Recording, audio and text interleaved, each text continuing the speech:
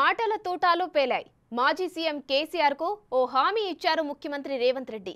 మొన్న కరీంనగర్ జిల్లా పర్యటనలో కేసీఆర్ మాట్లాడిన భాషకు, చేసిన వ్యాఖ్యలకు కౌంటర్ ఇచ్చారు.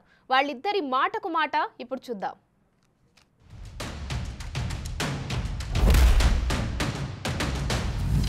వాడు ఏం చెప్పిండు? మొన్న చచ్చిపోయినాడు.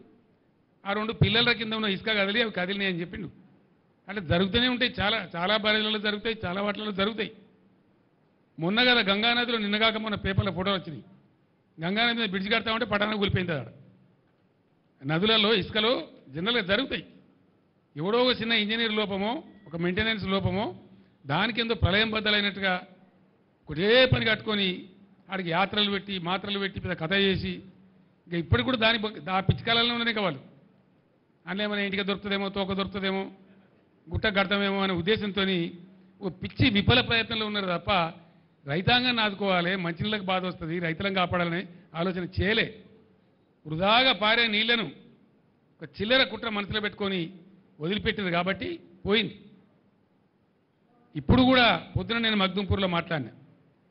ఈ దద్దనలకు చేత కాకపోతే 50,000 మంది రైతులు నెంబడేసుకొని వీళ్ళని పండబెట్టి తొక్కుకుంటూ పోయి మేడిగడ్డ కాడ కుర్చేసుకొని కూర్చొని నేను నింపుతా మళ్ళీ ఇవన్నీ రంది పడకుండా అని చెప్పిన నేను. చేసి చూపిస్తాం. కేసీఆర్ గారు మాట్లాడింది, నా ఎంటిక కూడా బీకలేరని మాజీ ముఖ్యమంత్రిగా మాట్లాడిండు. ఇది మాజీ ముఖ్యమంత్రి మాట్లాడే భాషనేనా?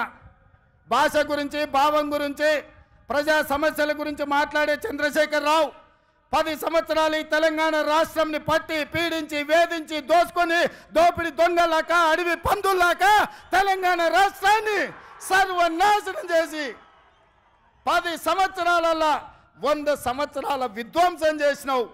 ఇవాళ మమ్మల్ని ఎంటిక బీకలేరంటావా? మా కాంగ్రెస్ పార్టీ కార్యకర్తలు అనుకుంటే నీ ముడ్డి మీద డ్రాయర్ కూడా ఉండదు పీకడం మొదలు పెడితే బిడ్డ.